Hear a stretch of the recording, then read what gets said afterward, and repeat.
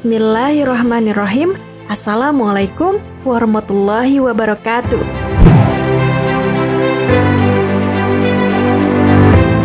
Sahabat Muslim, Nabi Yakub alaihissalam adalah salah seorang di antara para nabi. Beliau adalah putra Ishak bin Ibrahim alaihissalam. Kelahiran Nabi Yakub telah disampaikan oleh para tamu Nabi Ibrahim yang terdiri dari beberapa malaikat dari istrinya Sarah.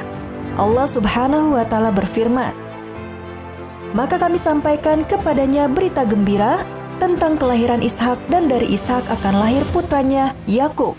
Quran Surat Hud ayat 71. Lantas, bagaimanakah kisah Nabi Yakub alaihissalam? Simak terus video ini. Namun sebelum lanjut ke videonya, silahkan tekan tombol subscribe dan tombol lonceng di bawah ini sebagai bentuk dukungan kalian agar channel ini tetap terus menyebarkan informasi seputar Islam. Dan terima kasih untuk yang sudah subscribe.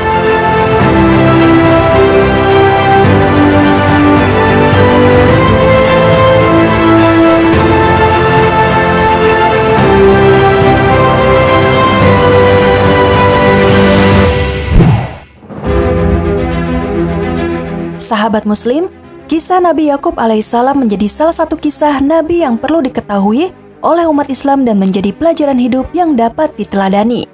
Nabi Yakub alaihissalam merupakan putra dari Nabi Ishak alaihissalam dan ibunya bernama Ribkah serta cucu dari Nabi Ibrahim alaihissalam.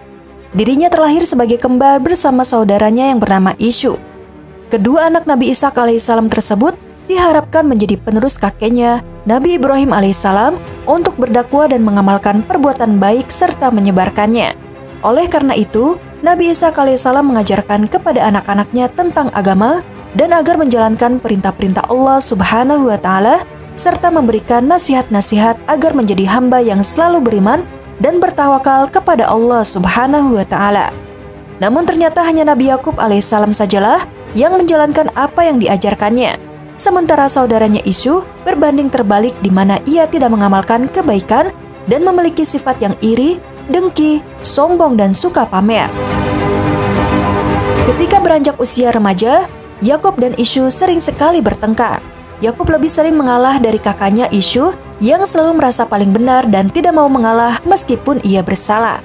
Nasihat-nasihat yang diberikan Nabi Ishak alaihissalam kepada kedua anaknya juga hanya didengar oleh Yakub saja. Sedangkan Isyu tidak mendengar nasihat dari ayahnya tersebut. Maka dari itu Nabi Ishak alaihissalam dan istrinya mulai memikirkan tentang ajaran agama Allah Subhanahu wa Ta'ala yang seperti cocok dengan sifat yang dimiliki oleh Yakub. Karena Nabi Yakub alaihissalam memiliki sifat yang soleh dan melakukan perbuatan yang terpuji.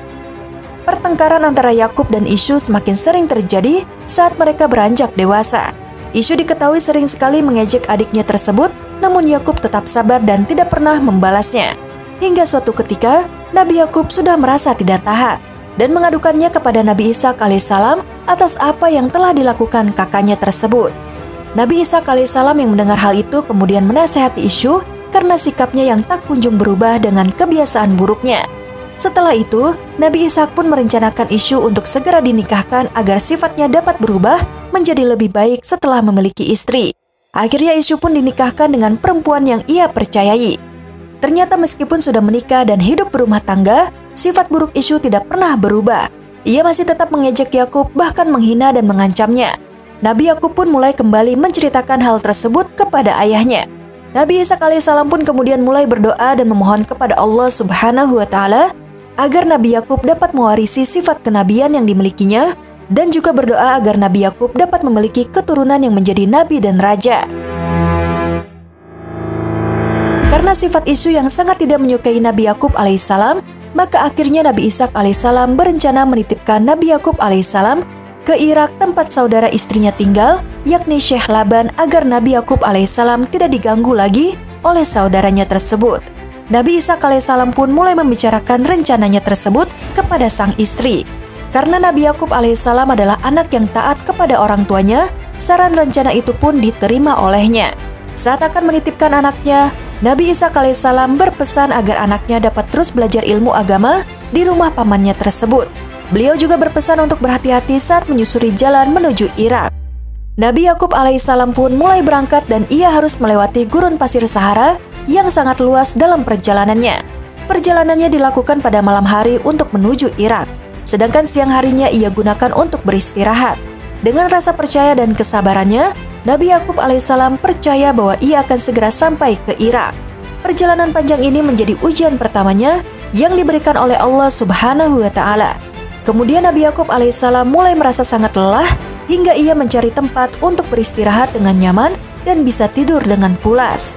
Ketika tertidur, Nabi Yakub alaihissalam bermimpi bahwa di masa kehidupan yang akan datang akan penuh dengan rizki dan kedamaian hingga berkeluarga dan memiliki anak dan cucu, bahkan mampu mendirikan kerajaan besar dan sejahtera.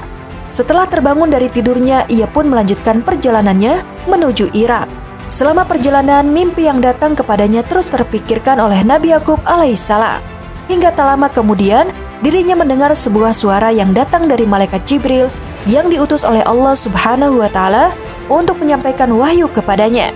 Setelah itu, Yakub diangkat menjadi seorang nabi dan rasul oleh Allah Subhanahu wa Ta'ala. Nabi Yakub alaihissalam ditugaskan untuk menyebarkan kebenaran kepada umat manusia untuk menyembah Allah Subhanahu wa Ta'ala. Nabi Yakub alaihissalam juga diwariskan oleh Allah Subhanahu wa Ta'ala Baitul Maqdis, yakni kehidupan yang bahagia dan pekerjaan yang sangat besar untuknya dan keturunannya nanti. Mendengar hal tersebut, rasa lelah yang tadinya dirasakan oleh Nabi Yakub alaihissalam pun seketika hilang. Nabi Yakub alaihissalam seperti kembali berenergi dan berjalan dengan cepat agar sampai ke Irak dengan segera mungkin. Akhirnya, Nabi Yakub alaihissalam sampai di Irak setelah beberapa hari melakukan perjalanan. Nabi Yakub alaihissalam kemudian diantar oleh putri pamannya, Rahil, ke rumah pamannya. Kemudian saat sampai di rumah pamannya, ia memberikan surat yang dibawa oleh Nabi Ishak untuk diberikan kepada Syekh Laban. Isi surat tersebut adalah keinginan Nabi Ishak alaihissalam yang ingin menjodohkan Nabi Yakub alaihissalam dengan salah satu putri dari Syekh Laban. Sebelum menikahkan Nabi Yakub alaihissalam dengan putrinya, Syekh Laban memberi syarat kepada dirinya. Syarat tersebut berupa Nabi Yakub alaihissalam harus menjadi penggembala kambing selama 7 tahun yang nantinya akan menjadi mas kawin pernikahannya. Setelah itu, Nabi Yakub alaihissalam ditanya ingin menikahi putrinya yang mana, dan ia pun menjawab ingin menikahi Rahil. Namun hal itu tidak dapat dilakukan apabila ia tidak menikahi kakaknya lebih dahulu, karena hukum adat yang berlaku bahwa tidak boleh melangkahi kakak untuk menikah. Nabi Yakub alaihissalam pun menyetujui segala persyaratan yang diberikan oleh Syekh Laban. Setelah itu, Nabi Yakub alaihissalam pun memohon doa kepada Allah Subhanahu wa Ta'ala agar mengabulkan keinginan ayah dan ibunya yang ingin menikahkannya dengan putri Syekh Laban. Nabi Yakub alaihissalam pun akhirnya dapat menikah dengan Laya, putri Syekh Laban, setelah dirinya mengembala selama 7 tahun. Kemudian Nabi Yakub alaihissalam melakukan ujian yang kedua untuk menikahi Rahil dengan mengembala kambing, dan ujian tersebut juga berhasil dilakukannya. Kedua putri Syekh Laban pun menjadi istri dari Nabi Yakub alaihissalam. Keduanya, Laya dan Rahil, sangat senang dan menilai suaminya sangat baik, hingga keduanya ingin membalas kebaikan tersebut dengan sepakat menikahkan Nabi Yakub alaihissalam dengan kedua pembantunya yang bernama Balha dan Zulfa. Syekh Laban yang mendengarnya pun terkejut dengan keputusan Laya dan Rahil. Namun akhirnya Nabi Yakub alaihissalam diizinkan untuk menikah dengan kedua pembantunya itu. Kebahagiaan pun dirasakan oleh Laya dan Rahil karena dapat memberikan hadiah untuk Nabi Yakub alaihissalam. Nabi Yakub dikaruniai 12 orang anak dari keempat istri tercintanya. Dari istrinya yang bernama Laya, Nabi Yakub alaihissalam dikaruniakan 6 orang anak yang bernama Syamun, Raubin, Lewi, Yahuda, Yazakir, dan Zabulan. Sementara dari istri kedua yakni Rahil dikaruniai 2 orang anak yang bernama Benjamin dan Yusuf. Dari istri ketiga yakni Zulfa dikaruniai 2 orang anak bernama Kan dan Asyar. Sedangkan dari istri yang terakhir dikaruniai 2 orang anak bernama Dan dan Nafta.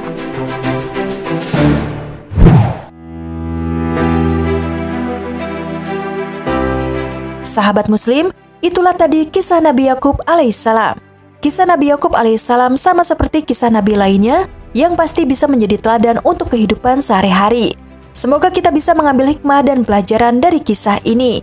Amin ya robbal alamin. Sekian video kali ini. Wassalamualaikum warahmatullahi wabarakatuh.